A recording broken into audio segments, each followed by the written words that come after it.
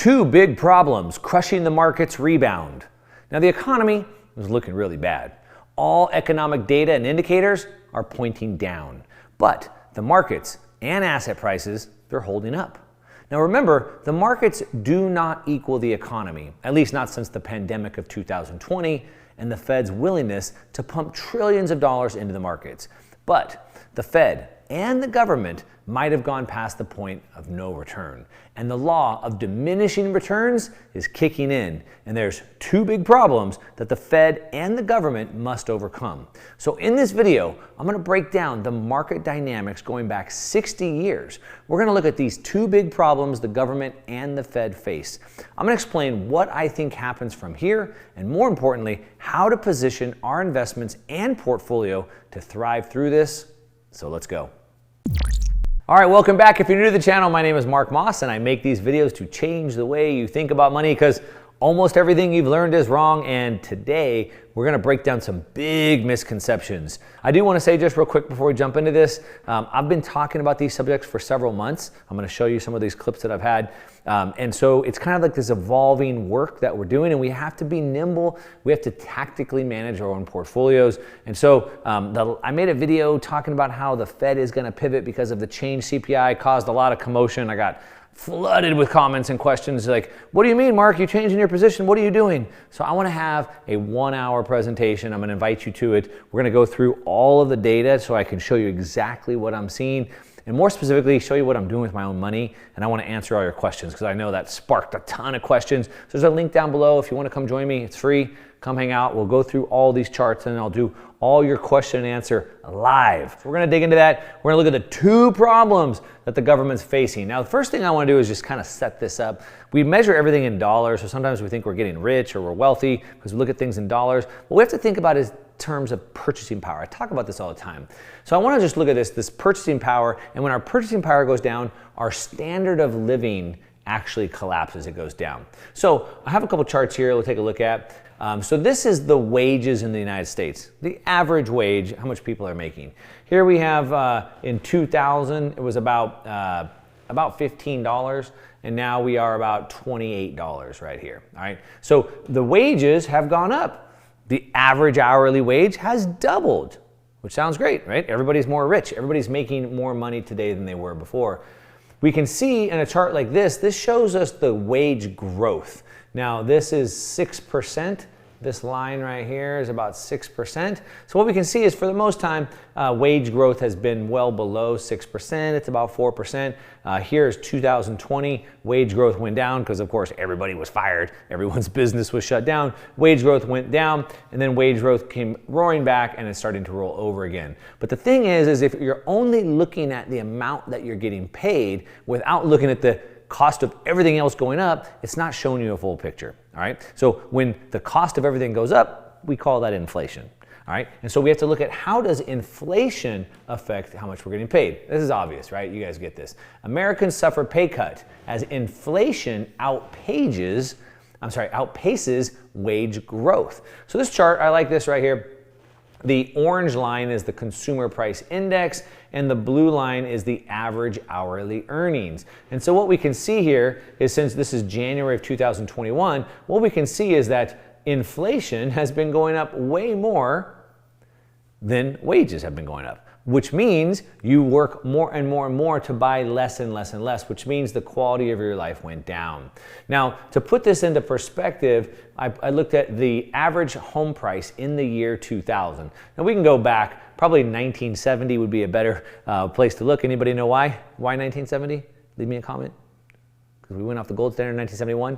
Anyway, I looked at the year 2000 just to kind of get more modern time. And so we saw that the average home price, the median home price in the United States, was $165,000. Now, if we look at the median income in the year 2000, per the BLS, it was $32,000. So you take $32,000, you divide it by the hours, you end up about $15.45 per hour was the median wage in the United States, and the median home price was $120,000. So if you take the $120,000 divided by the $15 an hour, it means you're working 3.7 years to pay for the average home. The average pay to the average home.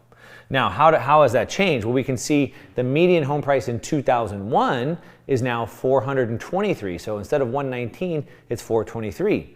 Now the pay has also doubled. So you went to $60,000. If we divide that by 40 hours a week, you end up at about $30 an hour, $29 an hour. So now you take the median home price divided by the median wage, and now you're working 6.9 years, 7 years, from 3.5 to 7 years. You have to work double, an extra 3 years, just to buy the same thing. That's 3 years of your life that's been stolen by these inflation policies. Let's talk about that. Now, I want to break down these wages because this is where the real theft is coming in. We have to understand the difference of fake versus real. All right, so like I said, when wages go up, I went from 15 to 20 bucks or 15 to 30 bucks an hour, the wages went up, but were they real? I have this chart here of these Nike Jordans or AF1s, whatever they are. My daughter loves these things. I don't know if they're real or fake. She knows all about them. But anyway, I thought I'd put an example of that. And we can see here, if we look at this wage growth, what we can see is that if wages were continuing up along this dotted line as they're supposed to, we should be assuming a 3.5% growth rate because the Fed targets a 2% inflation rate. That's their goal, for you to lose 2% of your purchasing power per year. But what their other goal is for your wages to go up by 3.5%, so you'd be making more money. So if that were to have been the case, we would be right about here. The problem is wages haven't kept up with that. As a matter of fact, since 2007 right here, pre-2008 great financial crash, wages have actually stayed well below that. Now, we can see this. This is another chart that shows us the difference in that. And here's 4% right here. So what we can see is since 2008, since the great financial crash, wages have been way below that. Now they did spike up here, like I said, after the pandemic, but now here we are back to 4%. Now to give you another chart just to kind of show you this, don't worry, we're going to bring it together. I'm going to show you the two big problems that we're facing because of this. So hang on. But I like this chart right here because this shows the difference of wage growth and inflation. So this dark blue line, or this light blue line, is wage growth, and this dark blue line is inflation. So you can see how far off those things are. All right, now that we've kind of set the table, let's talk about this. So the missing $1 trillion. So what we want to do is we want to look at real income, which is the wages minus inflation. And then we want to chart that, and we want to take out government transfers. And I'm going to get to why we want to do that in a minute. But we want to take out the amount of money that the government's being spent. Now, this should be pretty obvious. So let's say, for example, that I make $10,000 a month, and every month when I get paid, I give my wife $5,000 of that. Does that mean that our household earned $15,000? Of course not.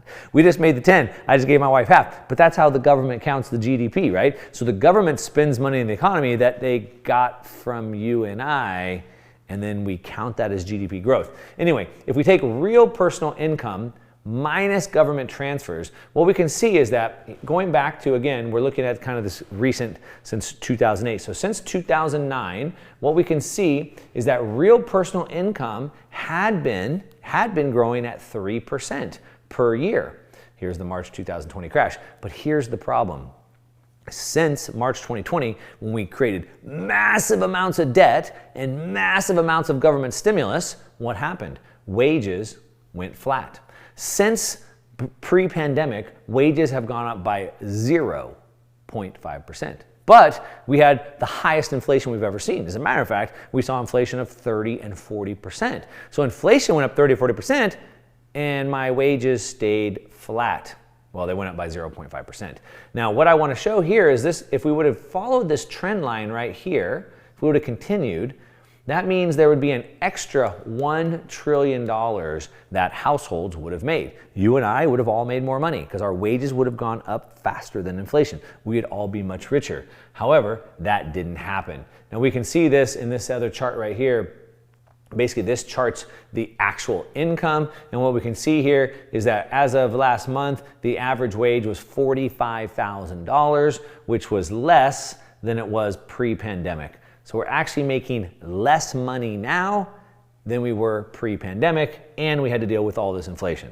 All right, now you know why I like to show you all the charts and graphs on the screen, because I like to show you the direction of things, and I like to show you the speed and the size of moves. So we always want to look at the trend. And so if we look at the trend, we can see that our standard living is crashing.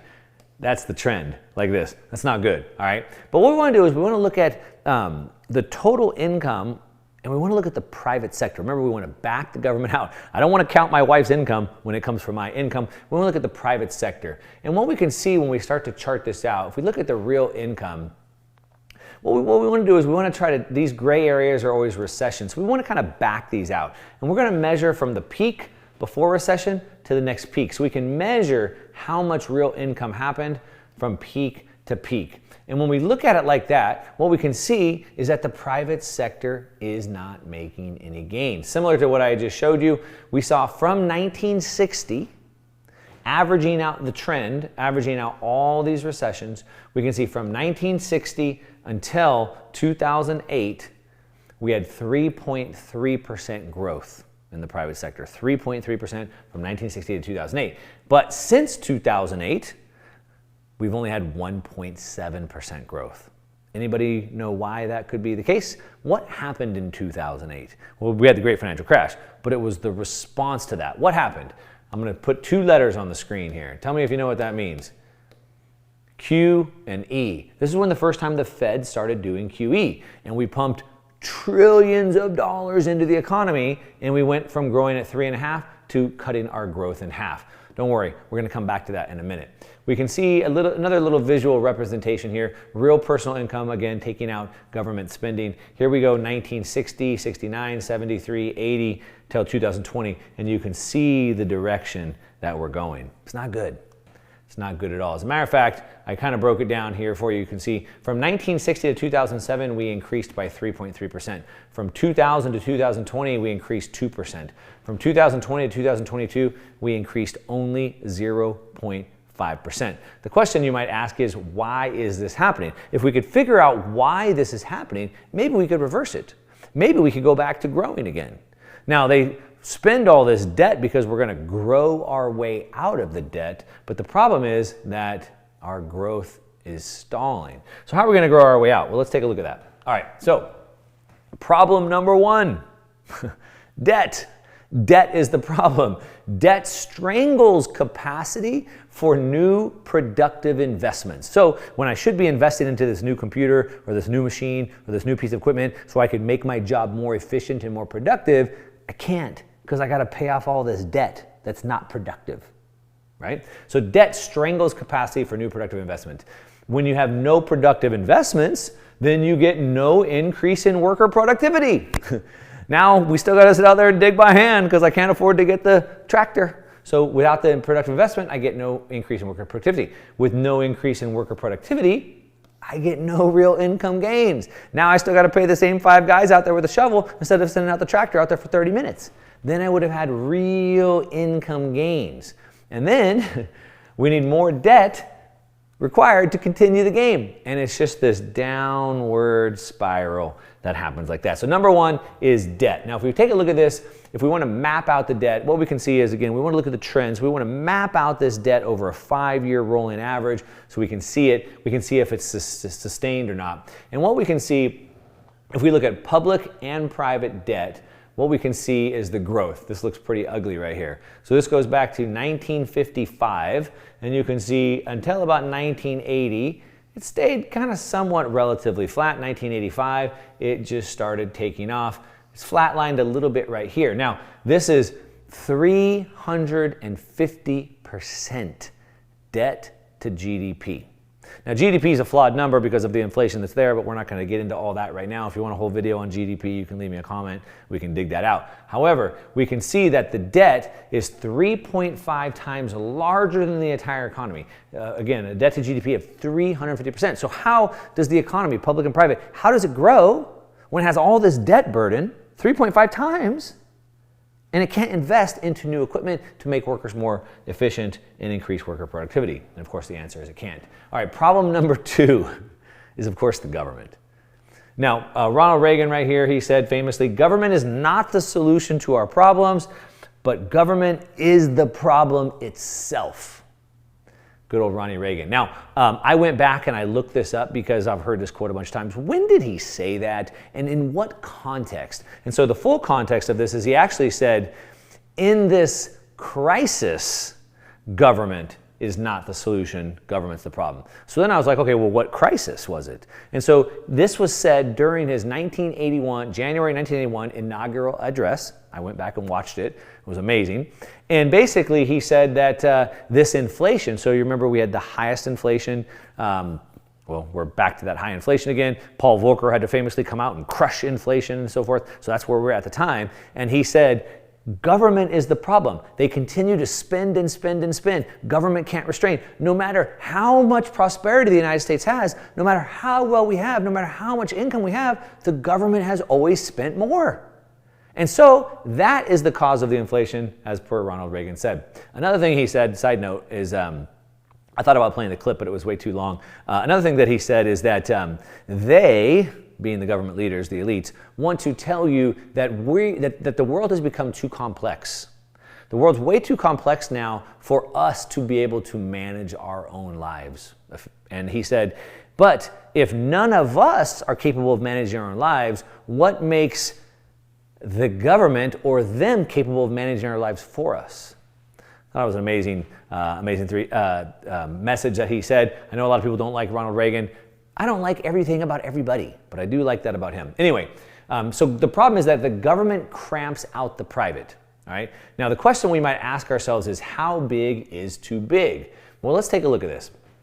What we can see is the growth of the government spending. So here we go back to 1960. And here was about 25% of GDP. And then the government spending has just gone up and up and up and up and up. And today, the government spending is about 35% of GDP.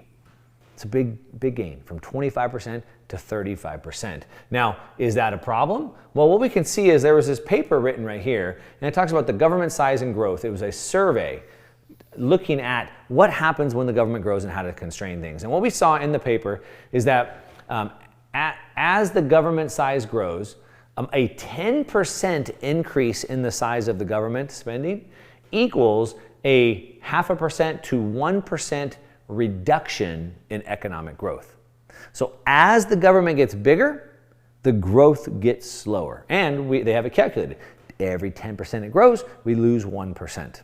So we went from 1960 to 2008 at 3.5%. Then we added all that debt through QE, and growth slowed to 1.7%.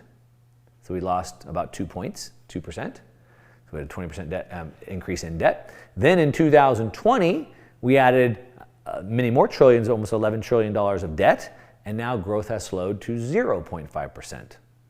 So if they add more debt, we'll have no economic growth. At least that's the way it's looking per that paper. Now, what lies ahead?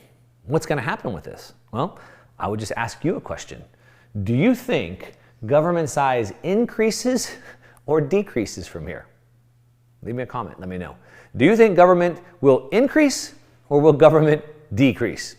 Okay, the next question, debt levels. Do you think debt levels will increase or will debt levels decrease? You've seen the US debt clock. It goes up and up and up. We're at this debt ceiling limit. They're most likely going to raise the debt ceiling limit again. So do you think that at some point we're going to reverse course and pay off all our debt, or will debt go up? So will government go up or down, and will debt go up or down? Let me know in the comments down below. So I think government gets bigger, and I think debt gets bigger. And if those two things get bigger, then what happens? What happens to economic growth? Well, it goes down, of course. So what happens if it goes down? Well, we end up in a position of high inflation and low growth. Have you ever heard of that before? Let me put this word here. Maybe you heard of this. Stagflation. When we have a period of high inflation and low economic growth. And that's what we're headed for. More debt is going to cancel out any growth that we have. And so what are we going to do then? Well, thankfully, we have a playbook on how to invest through stagflation. And we'll get to that next time. If you want a full video on that, let me know in the comments down below. Of course, you can just Google it, how to invest through stagflation. We can look at what happened in the 1940s, in the 1970s, 2 periods we've had stagflation, and through Japan. Now, Let me give you the cheat sheet. I don't want to make you go search it on your own. So stagflation, what do we want to do? Well, we want to be in real value, right? Growth stocks, tech stocks, no good. Real value, good.